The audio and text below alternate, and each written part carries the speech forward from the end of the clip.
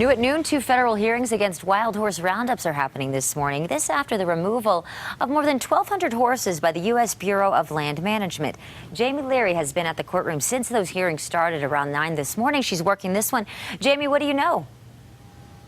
Well, this first case involves the BLM's decision to remove horses from a specific area in Wyoming. Now, this is a really complicated area because it involves sections of unfenced land which alternate between private and public. The American Wild Horse Preservation Campaign argued today that this is a deliberate effort by the BLM and private landowners to eliminate wild horses. It argues that the number of horses in that area have actually fallen below the required amount because of BLM's actions.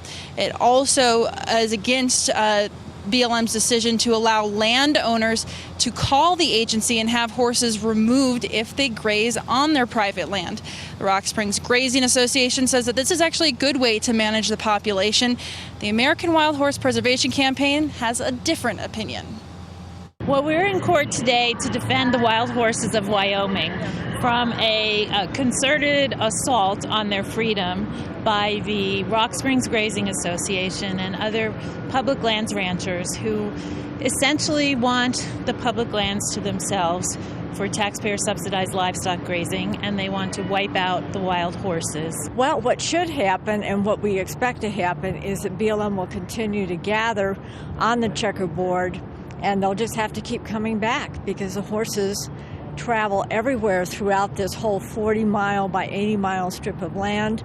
There's public land to the south, there's public land to the north, and most of it's not fenced, so the horses will just keep coming onto private land, moving back to public land.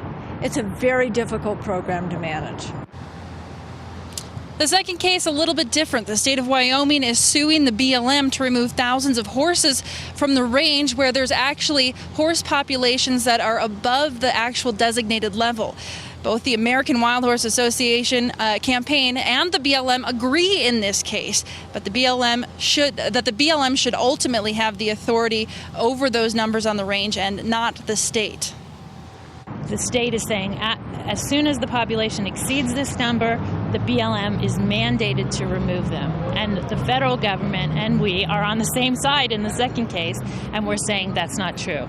The agency has broad discretion to determine whether horses need to be removed based on whether they are impacting the ecological balance.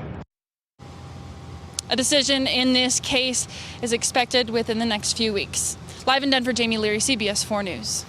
Jamie, thank you so much for breaking that down for us.